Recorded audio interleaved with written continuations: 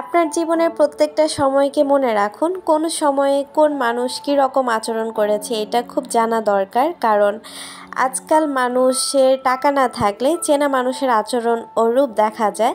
মানুষ হলো বহুরূপী, স্বার্থের জন্য প্রতি মুহূর্তে রং বদলায়। আসসালামু আলাইকুম, আমি মেঘলা।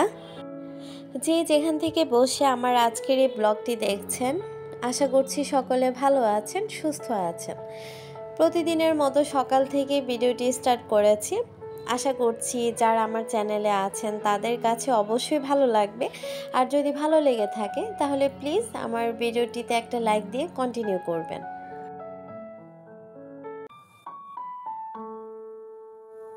এই যে ঘর গোছানো মোছামুছি, এই কাজের আসলে কোনো শেষ নেই।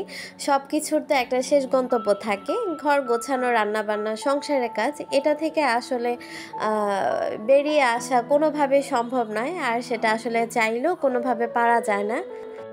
তো আমি ফার্স্টে যেটা করি হচ্ছে সকাল সকাল উঠে আগে বিছানাটা ক্লিন করে ফেলি। বিছানাটা ক্লিন করলে দেখা গেছে ঘরের মনে হচ্ছে অর্ধেক কাজই শেষ হয়ে গেছে।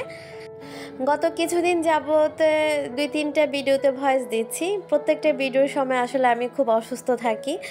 যখন ভয়েস দিই, যদিও বা অনেক লেট করে দিচ্ছি, তারপরও দেখা গেছে ভয়েস দেওয়ার সময় কোনো না কোনোভাবে ঠান্ডাটা লেগেই থাকে। সেজন্য একটু ভয়েসটা একটু অন্যরকম আসছে। প্লিজ আপনারা সেটা ক্ষমা দৃষ্টিতে দেখবেন। সবার জীবনে কম বেশি অপূর্ণতা থাকে, কখনো নিজের ভুলে, কখনো পরিস্থিতির কারণে আমরা অনেক সময় অনেক কিছু হারিয়ে ফেলি, পূরণ হয় না আমাদের অনেক স্বপ্ন। তবু এই সব না পাওয়াকে পাশে সরিয়ে রেখে যদি জীবনটা একবার উপভোগ করতে শেখা যায়, তবে বেঁচে থাকাটা হয়ে ওঠে ভীষণ রকমের সুন্দর। ঘর গোছানোর কাজ শেষ করে একদম হালকা পাতলা নাস্তা সেরে নিয়েছি, কারণ কিছু গেস্ট আসবে।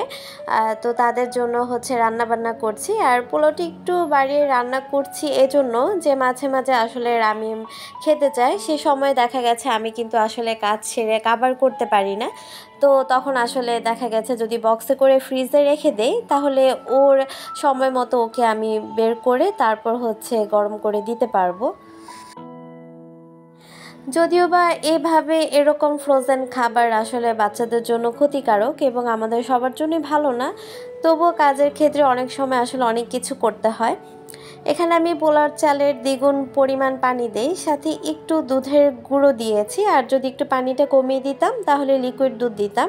আর এখানে ইলিশ মাছ ভেজে নিচ্ছি। অপরদিকে রোস্টটা আমি চুলায় বসিয়ে দিচ্ছি।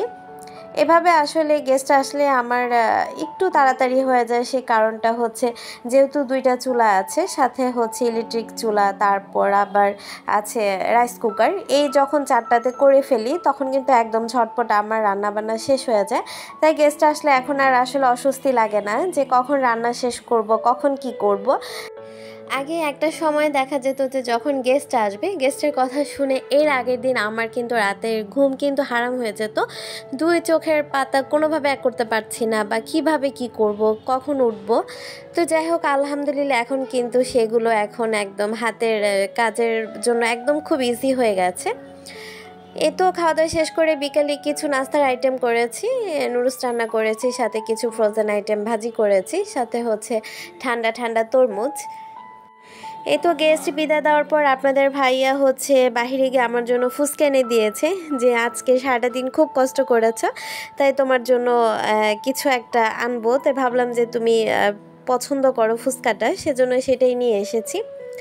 তো যাই হোক, ফুচকা খেয়ে একটু বাবুর এই আয়োজনটা করেছিলাম। এটা যদিও বা কিছুদিন আগে, সে ভিডিওটা আপনাদের মাঝে এই ভিডিওটার সাথে তুলে ধরেছি। বাবুর 4 মান্থের একটা ভিডিও ক্লিপ ছিল, তাই সেটাই দিয়েছি। আর আজকের মতো আমার এই ভিডিওর থেকে আপনাদের সকলের কাছ থেকে বিদায় নিয়ে নিচ্ছি। আল্লাহ হাফেজ, আসসালামু আলাইকুম।